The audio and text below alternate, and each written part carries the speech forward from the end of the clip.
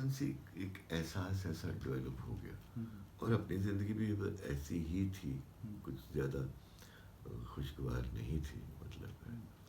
تو جس ماحول سے پھر میں نکلا تو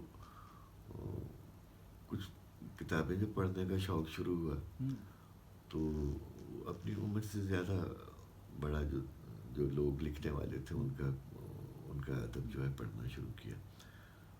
تو بڑا اچھا لگا وہ، اور وہ زندگی کے اتنا قریب تھا، اتنا حقیقت کے قریب تھا کہ وہ چھوٹی عمر میں یہ سمجھنا شروع کیا کہ یار یہ ایسا تو میں بھی لکھ سکتا ہوں. تو اصل میں یہ لکھنے کا شوق تھا جو مجھے فلم انڈسٹری میں لے کے آیا.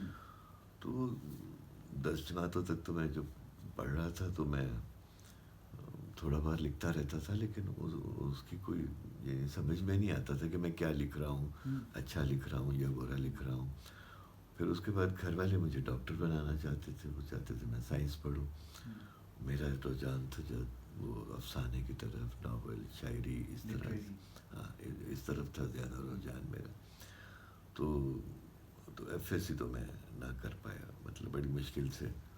تو گھر والوں کو میں نے صاف کہہ دیا کہ آپ نے زبردستی مجھ سے کروانی ہے، بی ایس سی تو مجھ سے نہیں ہوگی، مجھے آرٹس میں ہی کرنے دیجیے جو جس کی طرف میری طبیعت مائل بھی ہے اور میرے لیے آسان بھی.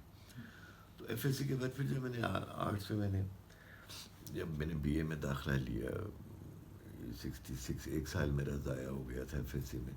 وہ کمپارٹمنٹ وغیرہ میں نے آپ سے کہا ہے نا، مجھے نومیریکلز اور یہ وہ تھیٹا ویٹا سمجھ میں نہیں آتے تھے. شاعری مجھے سمجھ میں آتی تھی، افسانہ مجھے سمجھ میں آتا تھا. تو پھر میں نے آرٹس کے ساتھ جب کیا تو پھر میں نے بی اے میں آرٹس کے ساتھ ہی میں نے مضمون رکھ لیے جو آرٹس کے مضمون تھے. وہاں پھر میں ڈسکور ہوا تھوڑا سا اپنے اساتذہ کے نزدیک. میرے جو دوست احباب تھے اسلامہ کالج سول لائنس میں، ینگ رائٹرز ایک بہت بڑا فارم تھا ہمارا، جہاں نام تو ینگ رائٹرز ہی تھا لیکن سب جو ایم اے کے جو بھی اسٹوڈنٹس تھے وہ وہاں ہوتے تھے. اور جو ہمارے اساتذہ تھے جنہوں نے ہماری اپ برنگنگ کی، جس میں پروفیسر ایرک سپرین تھے، امین مغل صاحب تھے، مبارک حیدر تھے، پروفیسر سراج صاحب تھے، سجاد باقر رضوی صاحب آیا کرتے تھے اورینٹل کالج. یہ ایسے بڑے بڑے لوگ جن کا کہا ایک سند کا درجہ رکھتا تھا. یعنی ہر نئے لکھنے والے کو وہ ایک سند جو تھی، اگر وہ یہ کہہ دیں کہ یہ اچھا لکھتا ہے تو وہ یقیناً اچھا لکھنے والوں میں شمار ہوتا تھا. تو اس میں مجھے انہوں نے مجھے وہاں سے میں ڈسکور ہوا کہ مجھے کچھ جو میں لکھ رہا ہوں وہ کتنا زندگی کے قریب ہے، یا وہ کتنا مختلف ہے، منفرد ہے مطلب. تو وہ اساتذوں نے میری بڑی پذیرائی کی، اور میں خیر ڈگری کالج میگزین کا ایڈیٹر بھی ہو گیا، اردو کا جو ہوتا ہے پورشن. تو اس طرح سے یہ میری ابتدا تھی. جب بہت زیادہ یعنی عجیب بات ہے کہ ابھی میں نے ایف ایس سی کیا تھا 17 برس کی عمر میں، اور یعنی 17-18 برس کا ہی ہوگا میں جب میں 3rd ایئر میں پڑھ رہا تھا. اور اس وقت میں افسانہ میں لکھتا تھا جی. تو افسانہ میں یعنی مجھے یاد پڑتا ہے کہ مسرت جبیں ایک کالمسٹ تھیں، وہ مشرق میں لکھا کرتی تھی، اور انہوں نے میرے بارے میں لکھا کہ جدید افسانہ جو ہے وہ کس طرح سے جنم لے رہا ہے اور کس طرح سے. آئی ریمبر اٹ، مطلب آج بھی ان کے ریکارڈ میں موجود ہوگا، یہ کوئی ایسی بات نہیں کر رہا. پھر میں نے کالج میں بھی جو میں لکھا، خیر میری سوچ بڑی باغیانہ تھی.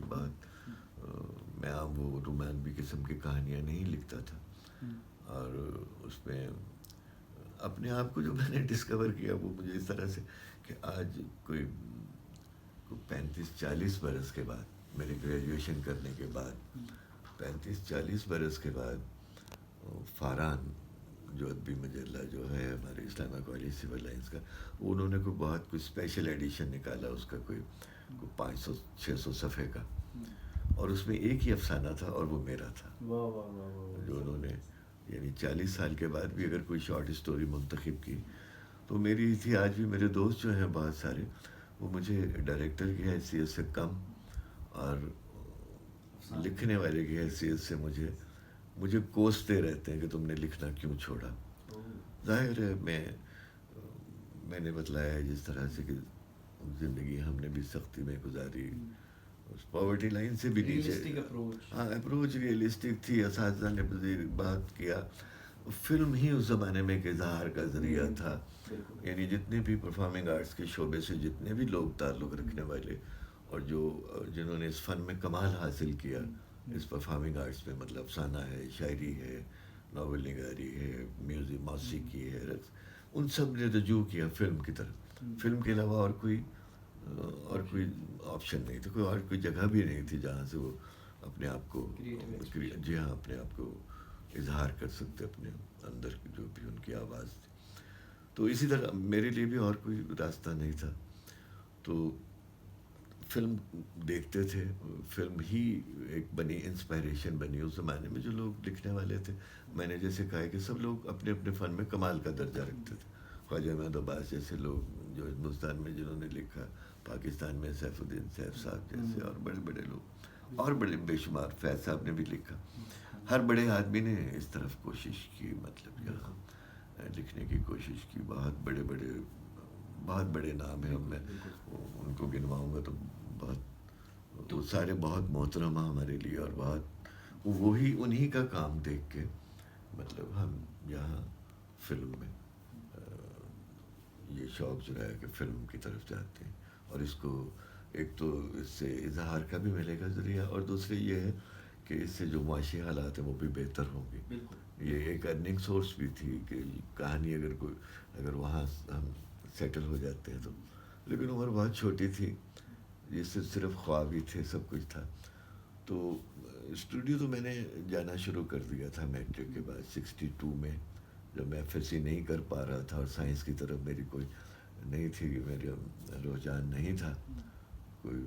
تو میں اس ٹیکنیک کو سمجھنا چاہتا تھا کہ فلم کی کہانی کیسے لکھی جاتی.